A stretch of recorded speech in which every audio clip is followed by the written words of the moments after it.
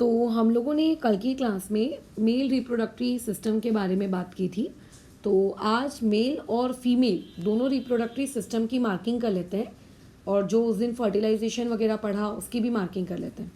ठीक है, फिर फीमेल को तो खैर आगे पढ़ना ही है हमें आगे जाकर, बट मार्किंग आज का हमारा एम है। खैर सबसे पहला क्वेश्चन देखो जो तुम लोगों को पूछा जा सकता है, वो ये पूछा जा सकता है वेल लेबल्ड डायग्राम ड्रॉ करना। तो क्वेश्चन नंबर 1 जो है वो इस तरीके से बनाओगे कि draw well labelled diagram of. अब दोनों क्वेश्चंस को मैं एक साथ ही क्लब कर रही हूँ। पहले में बनाओगे फीमेल मतलब मेल वाला, मेल रिप्रोडक्टरी सिस्टम जो कि तुम्हारी टेक्स्ट बुक में दिया है ऐसे का ऐसी, और दूसरा बनाओगे फीमेल रिप्रोडक्टरी सिस्टम का जो कि यहाँ नीचे ये आपको दिया है।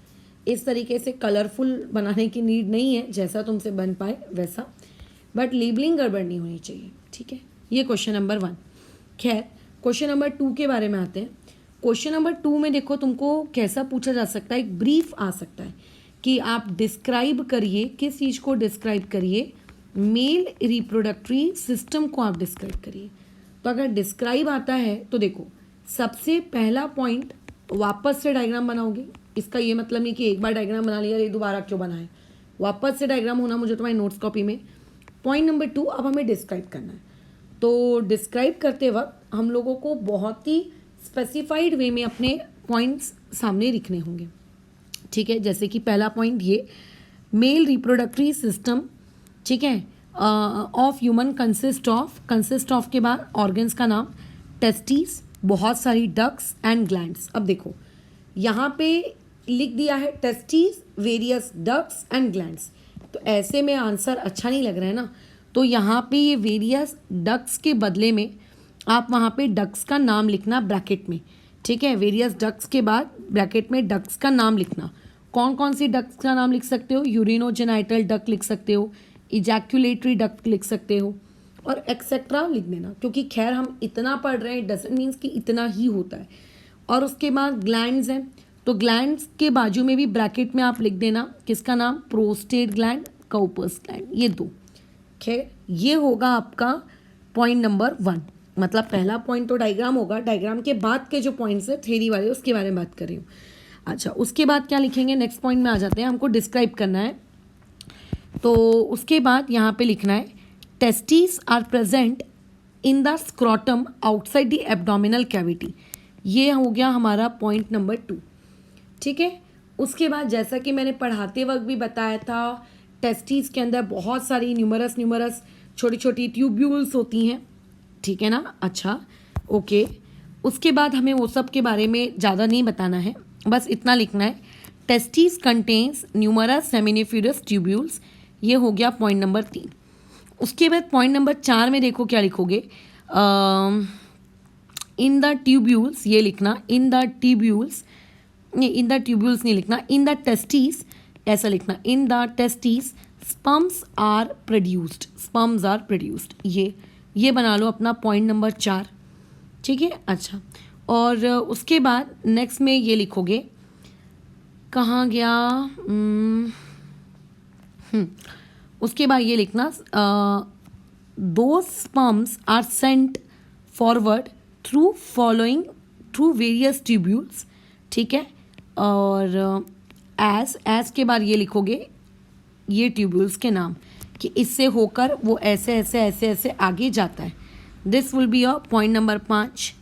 और उसके बाद नेक्स्ट पॉइंट में लिखना, दे को काट देना, फिर लिखना sperms become mature and able to fertilize the ovum. This is will be a point number 6। ठीक है, अच्छा। उसके बाद पॉइंट नंबर 7 में आते हैं, सेमिनल वेसिकल का क्या रोल है। ठीक है, अच्छा। और उसके बाद ये लिखना seminal vesicle secrete their ejections, मतलब secretions in ejaculatory duct. Point number 7, prostate gland और काउपर्स ग्लैंड कहाँ पे सीक्रेट करती हैं, यूरिनोजेनाइटल में। This will be a point number 8। ठीक है, खत्म। और उसके बाद पॉइंट नंबर 9 में semen is ejaculated out through the penis, और ये हो गया पॉइंट नंबर 9।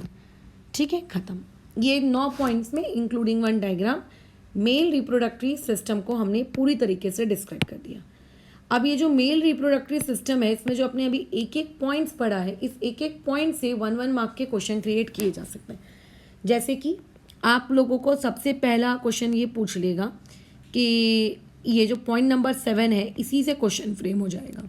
कैसे फ्रेम हो जाएगा? सेमिनल वेसिकल, ठीक है, secrete their secretions in which duct, ठीक है, secrete their secretions in which duct, वो कौन से डक्ट में अपने सीक्रेशंस को सीक्रेट आउट करती हैं, ये क्वेश्चन यहाँ से बन गया। तो आपको बताना होगा इजैक्यूलेटरी डक्ट्स में, पूरा प्रॉपर स्टेटमेंट बना के लिखना। उसके बाद नेक्स्ट यहाँ से क्वेश्चन नंबर 4 आपसे पूछ लेगा कि प्रोस्टेट ग्लैंड, यही सेम क्वेश्चन जो मैंने ऊपर लिखा है ना, से लेकर सीक्रेट से लेकर वो डक्ट तक कहाँ पर, तो आपको बताना होगा यूरिनोजेनाइटल डक्ट में। क्वेश्चन नंबर 5 में आपसे काउपर्स ग्लैंड के बारे में पूछ लेगा, है ना, तो आपको वही सेम क्वेश्चन और उसमें भी जवाब देना होगा यूरिनोजेनाइटल डक्ट में। तो इस तरीके से पॉइंट नंबर 7 और पॉइंट नंबर 8 से ही 3 टाइप के क्वेश्चंस या फिर MCQ तक क्रिएट किए जा सकते हैं। तो ये जो पूरा का पूरा पॉइंट नंबर 7 है और जो पॉइंट नंबर 8 है, ये काफ़ी ज़्यादा कैसा है, इम्पॉर्टेंट है। खैर आगे बढ़ो। आगे जब हम कंटिन्यू करते हैं तो देखो, मैंने जैसा कि पढ़ाते वक्त भी बताया था कि स्पर्म्स जब आपके सेमिनल वेसिकल, प्रोस्टेट ग्लैंड, इनके द्वारा इजेक्ट किए हुए किससे मिल जाते हैं, सीक्रेशन से मिल जाते हैं, तो वो काफ़ी हेल्दी हो जाते हैं, मतलब उनके पास न्यूट्रिएंट्स आ जाता है, बराबर, बिल्कुल, क्योंकि उनको लार्जर डिस्टेंस ट्रैवल करना होता है, उनको ओवम को फर्टिलाइज करना होता है, उन्हें ओवम के अंदर घुसना होता है, तो जिसके लिए एनर्जी चाहिए होती है, राइट। तो स्पर्म्स का और उन सारे ग्लैंड से मिलने वाले सीक्रेशन का जो कॉम्बिनेशन होता है, बेसिकली उसी को सीमन कहते हैं। तो कॉपुलेशन के दौरान, यानी कि फिजिकल और सेक्सुअल एक्टिविटी के दौरान जो पेनिस से बाहर निकलता है, वो सिर्फ स्पर्म्स नहीं निकलते, स्पर्म्स के साथ साथ सीमन बाहर निकलता है। बेसिकली उस पूरे वाइटिश कलर के लिक्विड को क्या कहा जाता है, सीमन कहा जाता है। सिर्फ स्पर्म्स निकल रहे हैं ऐसा नहीं होता है, ठीक है। स्पर्म्स कैसे ट्रैवल करेंगे, कैसे ट्रांसपोर्ट करेंगे, सीमन उनको हेल्प करता है। खैर, तो ये देखो पर्पल कलर की मैंने मार्किंग की है, तो ऐसे में यहाँ पे अलग से एक और क्वेश्चन नंबर 5 यहाँ से पूछ लिया जाएगा आपका, व्हाट इज सीमन। अब अगर ऐसा क्वेश्चन पूछ लिया जाता है तो वहाँ पे तुम लोगों को जवाब कुछ इस प्रकार से देना है कि semen is formed of sperms and secretion from all the glands. तो ये तुम्हारा आंसर नंबर 5 है, ठीक है, अलग से तुम लोगों से पूछेगा, ठीक है ना। अच्छा, डन। उसके बाद ये जो पर्टिकुलर स्टेटमेंट है जिसको मैं ब्राउन कलर से मार्क कर रही हूँ कि मेल रिप्रोडक्टरी सिस्टम के जितने भी ऑर्गन्स है, देखो 2 टेस्टिस है, 2 स्क्रॉटम है, 2 एपिडिडमाइसिस है, 2 वास डिफरेंस है ना, 2 सेमिनल वेसिकल है, बट 2 काउपर्स ग्लैंड है, बट जो एक है यूरिनोजेनाइटल डक्ट और पेनिस, ये सिर्फ एक ही है, ठीक है, बराबर। यूरिनोजेनाइटल डक्ट और पेनिस ये एक ही है। खैर स्क्रॉटम भी एक ही है, मैंने एक गलती से 2 बोल दिया, वो एक ही पूरे मस्कुलर पाउच के अंदर दोनों टेस्टीज रहती हैं। तो ये जो आपके 3 ऑर्गन्स के नाम बोले, एक यूरिनोजेनाइटल डक्ट, ये पेनिस और ये स्क्रॉटम, ये पेयर में नहीं है, नॉट पेयर्ड, मतलब ये 2-2 की क्वांटिटी में नहीं होते, ये सिंगल होते। तो तुमसे कल को हो सकता है ये particular point odd man out करके क्वेश्चंस आते हैं ना बोर्ड एग्जाम्स में, उसमें तुमसे पूछ लिया जाए, लिख कर दे दिया जाए urinogenital duct, penis, scrotum, testis, बताइए ऑड मैन आउट क्या है, तो आप टेस्टिस का ऑड मैन आउट कर दीजिएगा, क्योंकि बाकी के तो सब सिंगल सिंगल है, टेस्टिस पेयर्ड में है। या फिर बाकी ऑर्गन्स पेयर्ड वाले दे दें और इनमें से किसी एक को दे दें, तो बताना कि बाकी सब पेयर्ड हैं और ये सिंगल वाले हैं, है ना। तो क्वेश्चन किसी भी फॉर्मेट में तुमसे पूछा जा सकता है, ठीक है, किसी भी फॉर्मेट में तुमसे पूछा जा सकता है। तो उसमें तुमको अपने आप को प्रिपेयर रखना है। तो जो आज की मार्किंग जब ख़त्म हो जाएगी तो नोट्स जब तुम बनाओगे ना, तो इस पर्टिकुलर ब्राउन कलर से मैंने जो पॉइंट को भी मार्क करवाया है, इसको नोट्स कॉपी में इंक्लूड कर लेना, ठीक है। चलो आगे बढ़ते हैं क्वेश्चन नंबर किसकी तरफ, 6 की तरफ। 6 में देखो, अगर लेट्स से मुझे क्वेश्चन पूछना होता तो मैं बताए क्या पूछती क्वेश्चन कि what is the sequence of travel of sperm, मतलब स्पर्म टेस्टिस से निकल कर किस किस ऑर्डर ऑफ सीक्वेंस में ट्रैवल करता है। बल्कि मैं बताए क्या करती, क्वेश्चन ऐसा फ्रेम करके देती कि ये स्पर्म के ट्रैवल करने के अलग अलग पाथ हैं, आप इसको अरेंज करिए। जैसे कई बार नहीं होता है, मैं कल को तुम्हें एक स्टेटमेंट कह दूँ, मैं खा रही खाना हूँ, तो इसको स्क्रैम्बल्ड वर्ड्स को आप एक प्रॉपर स्टेटमेंट में फ्रेम करिए, मैं खाना खा रही हूँ। तो वैसे ही जो स्पर्म्स के ट्रैवल करने का पाथ है वो कैसा है, देखो आपका रेटी टेस्टिस, टेस्टिस से होते हुए वासा एफरेंस पे जाता है। अब ये वासा एफरेंस क्या है, आपने पढ़ाते वक्त तो नहीं बताया, तो मैंने बताया थे ना, उसके अंदर बहुत सारी येलो येलो कलर की छोटी छोटी मैंने तुम्हें 5 बताई थी, वही है वासा एफरेंस। फिर बाद में वही आप वासा एफरेंस जब टेस्टिस से बाहर निकल आती है, मतलब एपिडिडमाइसिस से बाहर आ जाती है, तो उनको बड़ी हो जाती है, उनको वासा डेफरेंस कहते हैं। ठीक है, टेस्टिस, उसके बाद वास एफरेंस, फिर एपिडिडमाइसिस, वास डेफरेंस, इजैक्यूलेटरी डक्ट और फाइनली यूरिनोजेनाइटल डक्ट। तो ये जो पर्टिकुलर आपको सीक्वेंस दिया है, इसका क्वेश्चन आपको फ्रेम करके पूछा जा सकता है। ठीक है, ये अगर मान लेते हैं किसी को थ्योरी बनानी है, तो थ्योरी में सबसे सिंपल तरीका क्या हो सकता है, वो आपको ये पूछ लेगा, what is the sequence of travelling of sperms, what is the sequence of travelling of sperms through आपका मेल रिप्रोडक्टरी सिस्टम, ये पूछ लेगा। तो उसमें इसी सीक्वेंस में लिखना है, बिना इसको गड़बड़ किए कि पहले टेस्टिस लिख दिए, फिर डेफरेंस लिख दिए, फिर एफरेंस लिख दिए, नहीं, जो सीक्वेंस लिखा है वैसी। ये टेस्टिस से शुरुआत होती है और यहाँ पे एंड किस पे होता है, यूरिनोजेनाइटल डक्ट पे। ठीक है, बराबर। तो कल को मैं को अगर ये तुमको पेपर बना के देना हो, तो मैं बताए पेपर में इस क्वेश्चन को कैसे दूंगी, मैं इसको ऐसे दूंगी, आपको पूरे नाम लिख कर दूंगी और बोलूँगी अब आप इसको अरेंज करिए।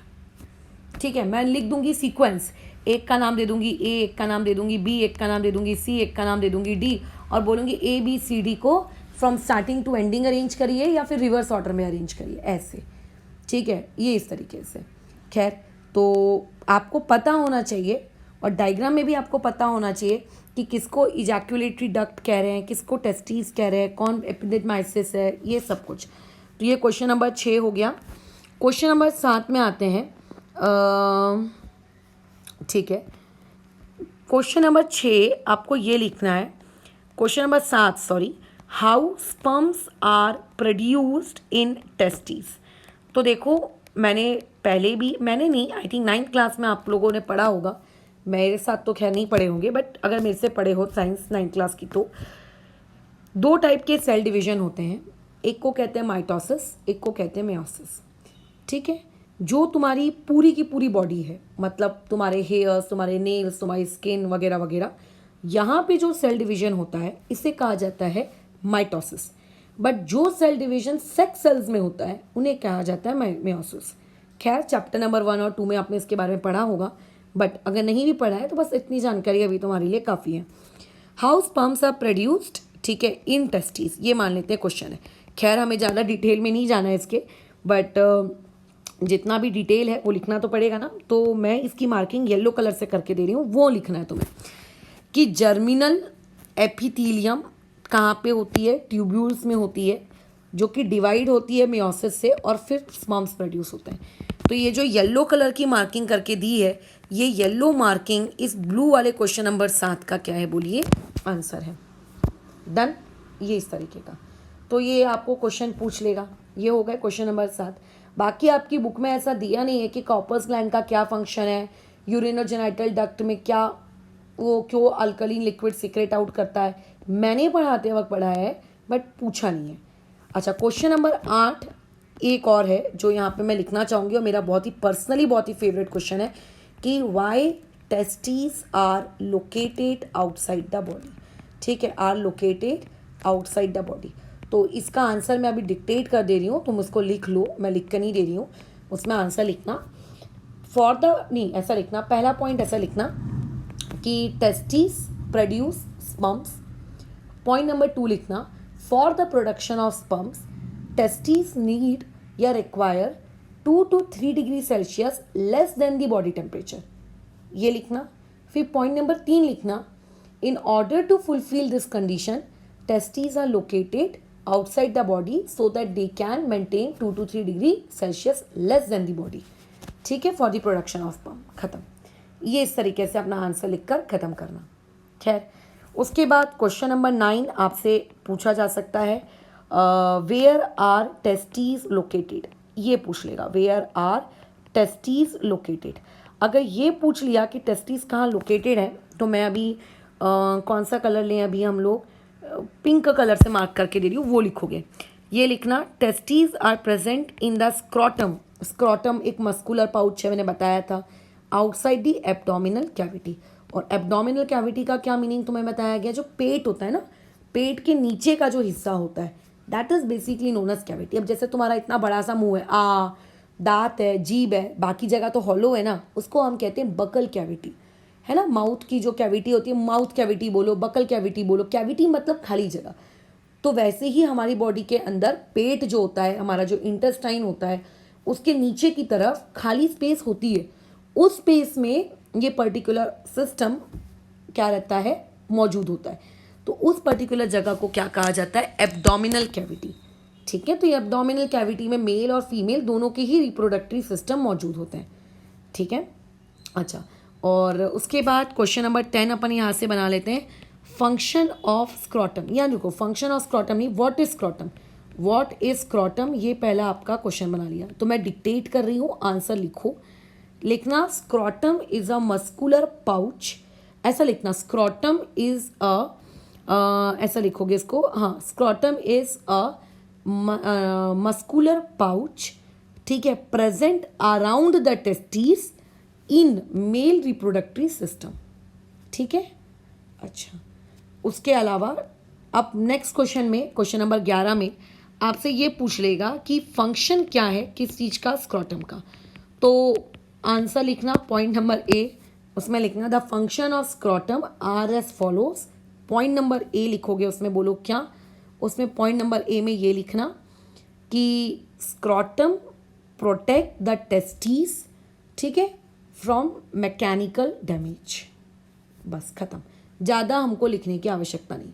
अगर तुम्हें एक पॉइंट और लिखना है तो तुम ये भी लिख सकते हो, it helps the testes in order to maintain their temperature. ये लगे तो लिख सकते हो, 2 पॉइंट लिखो, स्क्रॉटम का फंक्शन खत्म।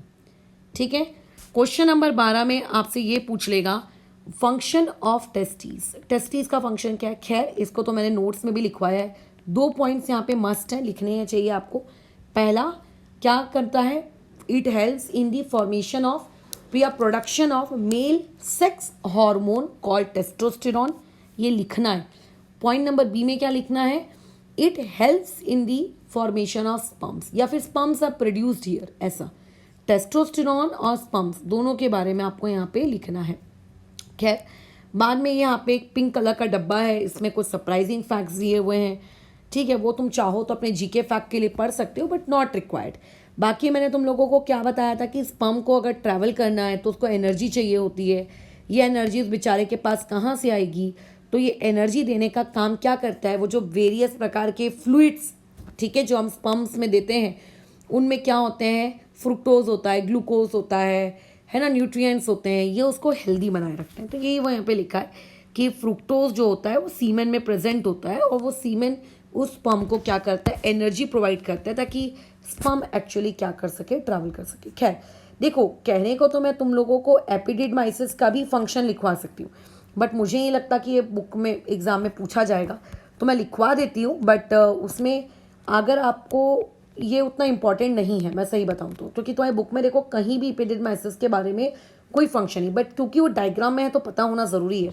तो बस यहाँ पे इतना लिख के रखना, दे स्टोर स्पर्म्स टेम्परली, बस एक फंक्शन लिखना, दे स्टोर स्पर्म्स टेम्परली। वहाँ पे जो वर्ड है ना टेम्परली, ये लिखना मत भूलना। टेम्परली वो क्या करता है, स्टोर करने का काम करता है।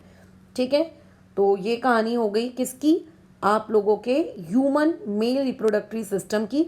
टोटल यहाँ से हमने कितने क्वेश्चन क्रिएट किए, 13 क्वेश्चन हमने क्रिएट किए। अब उसके बाद आता है फीमेल रिप्रोडक्टरी सिस्टम। खैर मैंने अभी फीमेल पढ़ाया नहीं है, तो रहने दो, मैं इसकी मार्किंग अभी नहीं कराती हूँ, अननेसेसरी फालतू के समझ में नहीं आएगा। मार्किंग तब करने में मज़ा आता है जब पढ़ लिया है तो अच्छे से समझ में भी आता है कि हाँ, अदरवाइज मुझे अभी पूरी एक एक चीज़ वापस से समझाओ, फिर वहाँ भी समझाओ, इससे बेटर है कि पहले इसको पढ़ लेते हैं, फिर इसकी मार्किंग लिखेंगे। खैर, आगे हम लोगों ने ये भी पढ़ा था कि किस तरीके से जायगॉट बनता है ना। ठीक है, उसके बाद अब देखो, ये जो लाइन है, ये लाइन एक्चुअली बहुत ज़रूरी है।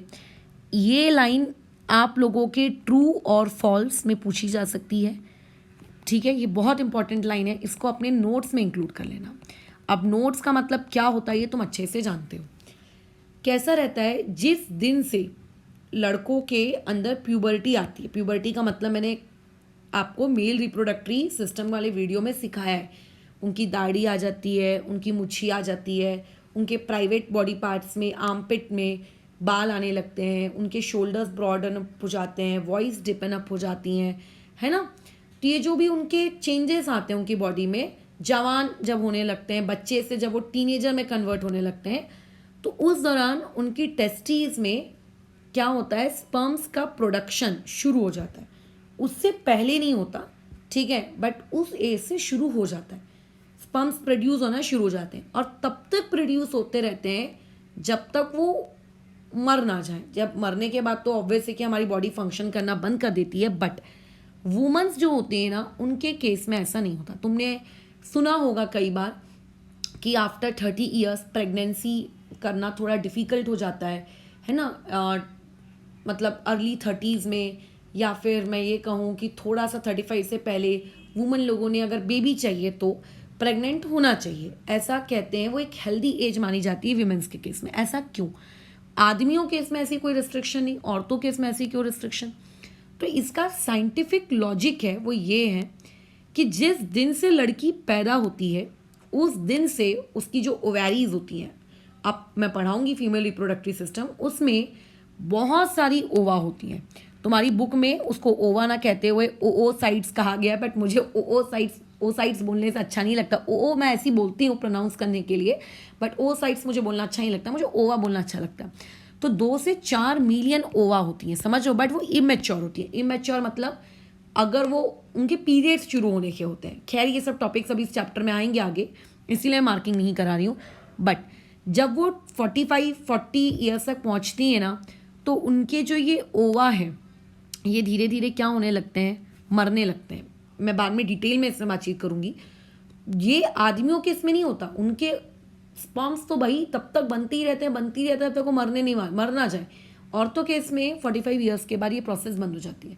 तो अगर उनकी फीमेल रिप्रोडक्टरी ऑर्गन में ओवा ही नहीं रहेगी तो ऐसे में जाइगोट कैसे बनेगा? क्योंकि ये सेक्सुअल रिप्रोडक्शन है, इसमें तो 2 सेल्स चाहिए ना, एक मेल का एक फीमेल का। मेल का तो लेट से बॉडी के अंदर आ गया, फीमेल का नहीं है, तो फिर कैसे रिप्रोडक्शन होगी, राइट? तो इसीलिए जो कहा जाता है कि 30-35 ईयर्स तक प्रेग्नेंट हो जाना चाहिए, अदरवाइज आगे डिफ़िकल्टी आती है, जो लेडीज़ टू लेडीज़ वेरी करता है, तो वो इसी रीज़न की वजह से। खैर मेरा सिर्फ अभी फ़िलहाल मकसद एक ही पॉइंट था, वो ये वाली लाइन। इस वाली लाइन को अपने नोट्स में लिख लेना, क्योंकि हमने मेल रिप्रोडक्टरी सिस्टम पढ़ा है इसीलिए। बाद में हम लोगों ने फर्टिलाइजेशन की डेफिनेशन भी पढ़ी है कि स्पर्म और ओवम जब कंबाइन हो जाते हैं तो जो नया सेल बनता है उसको हम लोग क्या कहते हैं, फर्टिलाइजेशन कहते हैं, ठीक है। अच्छा, तो ये हो गया आप लोगों का आज का एक और सवाल, क्वेश्चन नंबर 14, जिसमें आप लिख लेना नोट्स कॉपी में, डिफाइन फर्टिलाइजेशन। मैंने ये भी बताया था फर्टिलाइजेशन 2 टाइप का होता है, एक्सटर्नल, इंटरनल। जो मेंढक वगैरह होते हैं वो एक्सटर्नल फर्टिलाइजेशन करते हैं, और हम जो ह्यूमन बींग्स हैं, कुत्ते, बिल्ली, गाय, बैल, ये लोग इंटरनल फर्टिलाइजेशन करते हैं, ठीक है। अच्छा, इंटरनल फर्टिलाइजेशन का मतलब जाइगोट जो होता है वो बॉडी के अंदर बनता है, ठीक है ना। जाइगोट जो होता है बॉडी के अंदर बनता है। खैर उसके बाद सीमेन जो कॉपुलेशन होता है, कॉपुलेशन मतलब फिजिकल सेक्सुअल एक्टिविटी जिसमें मेल का पेनिस फीमेल की वेजाइना के अंदर जाता है, उस प्रोसेस के दौरान ड्यूरिंग कॉपुलेशन सीमेन जो है वो वेजाइना के अंदर क्या किया जाता है, सीक्रेट आउट कर दिया जाता है, तभी तो जाइगोट बनेगा। खैर तो यहाँ से क्वेश्चन आपसे ये पूछा जा सकता है, जो कि उतना ज़्यादा इंपॉर्टेंट क्वेश्चन नहीं है, मुझे नहीं लगता इंपॉर्टेंट है, what happens during copulation, but क्योंकि टेक्स्ट बुक का पार्ट है, ठीक है, तो आपको पता होना चाहिए कि कहाँ से किस लाइन से किस प्रकार का क्वेश्चन आ जाए, किसी का कोई पता नहीं है ना। खैर और उसके अलावा ना, बाकी तो अभी हम लोग पढ़ने के हैं। नीचे वाले में से मैंने कुछ पढ़ाया है क्या? हाँ, मैंने ये पढ़ा दिया है आपको, एम्ब्रॉय क्या होता है ना, फीटस क्या होता है, ये सब मैं पढ़ा चुकी हूँ। बट खैर इसको मैं अभी और डिटेल में पढ़ाऊँगी, कल जब हम लोग फीमेल रिप्रोडक्टरी सिस्टम पढ़ेंगे ना तो और डिटेल में पढ़ेंगे इसको, ठीक है। बाकी तो ये लास्ट ईयर वालों की मार्किंग है, बस इतना हमने पढ़ा है। तो ये तुम लोगों की आज की नोट्स मार्किंग है, इसको कर लो, ठीक है। और उसके अलावा जब हम आगे फीमेल वाला पढ़ेंगे तो फीमेल का कर लेंगे, ऐसे करते करते धीरे धीरे आगे बढ़ेंगे, ठीक है। और उसके अलावा खैर ठीक है, चलो फिलहाल इसमें आ रहा हूँ।